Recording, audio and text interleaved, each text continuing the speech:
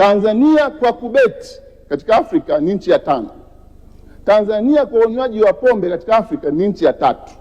Inaongoza Burkina Faso, Uganda, afu Tanzania. Hizi sio sifa nzuri kwa nchi.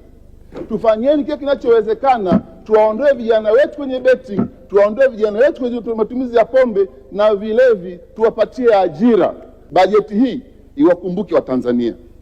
Mheshimiwa Mwenyekiti, nao taarifa kwamba 70% ya bajeti ya ujenzi huwa inaenda kwenye nchi moja, siwezi kuitaja.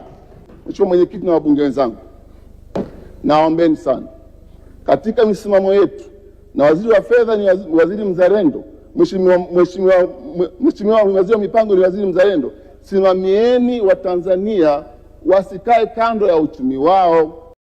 Bahati mbaya zaidi, njia mojawapo ya kufikisha ujumbe kwa haraka zaidi kwa taifa letu imekuwa ni kutukana matusi, kwamba ikipatikana mtu ambaye anatukana matusi, anatukana viongozi wa serikali matusi, anaonekana kwamba ni mzalendo na ndiye anayepaswa kusikilizwa, kuliko yule mtu ambaye anatumia tu lugha ya kawaida ambayo ni lugha ya kistaarabu, anaonekana kwamba ni chawa, lakini pia anaonekana ni msaliti. Sasa nataka niwakumbushe kitu kimoja. Kiongozi hapa amegusia swala la kitakwimu kwamba Tanzania kwenye matumizi ya pombe ni nchi ya 3 barani Afrika, lakini kwenye kamari ni nchi ya 5 barani Afrika. Hapa ninafikiria light kama research zikifanyika kuhusiana na kuendekeza ngono barani Afrika, nchi ya kwanza itakayoongoza nina uhakika itakuwa ni Tanzania pia. Kwa nini itaongoza kwenye mapenzi? Kwa sababu ya maudhui ambayo yanatengenezwa na vijana wa Kitanzania, lakini pia waigizaji wa Kitanzania, lakini pia hata wanamuziki wa Kitanzania, wasanii. Nguvu yao kubwa imewekezwa sana kwenye mapenzi, na bahati mbaya zaidi Gen Z tumewazidi hadi wazee walio wengi, na wao wameangukia kwenye mtego wa kuendekeza ngono. Wazee badala wakae na vijana wawaelekeze namna ambavyo inabidi wapite, na wao wazee wameamka zaidi kwenye ngono kuliko hata kutuelekeza sisi vijana. Sasa nataka niwakumbushe kitu cha msingi ambacho inabidi muondoke nacho.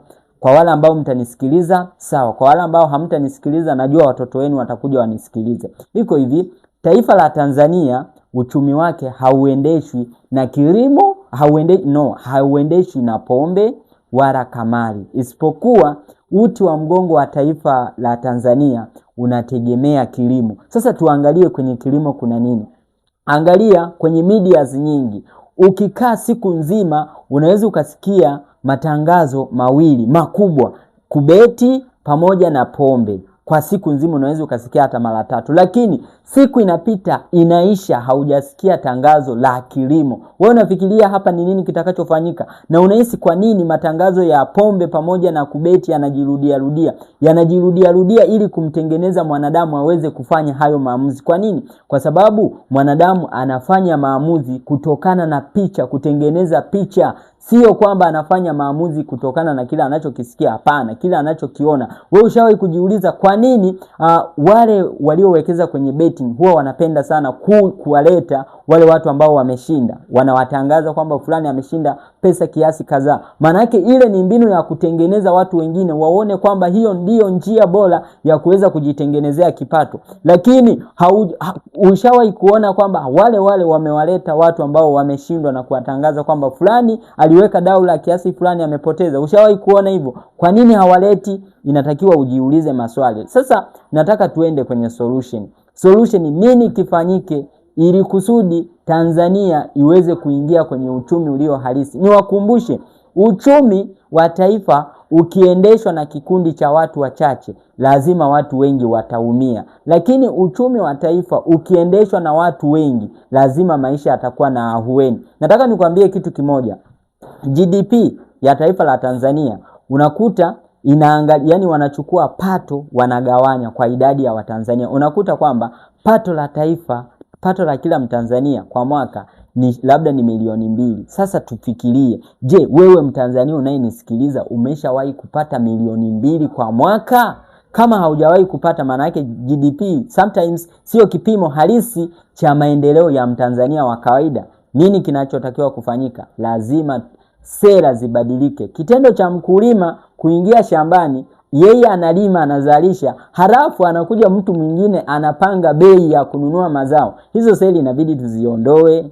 sio rafiki kwa mkulima, maanake mkulima hawezi akawekeza kule. Halafu kingine, njia ambazo tunazitumia sisi wakulima wa kawaida ni njia ambazo miaka ya 90 mababu zetu walikuwa wanazitumia. Maana yake sasa hapa inabidi tubadilishe, tutumie njia za kisasa, tuwekeze kwenye kilimo. Natamani kuona Tanzania ambayo inakuwa ni taifa la kwanza kwa uzalishaji wa mazao ya chakula. Inawezekana kabisa, lazima turudi huko.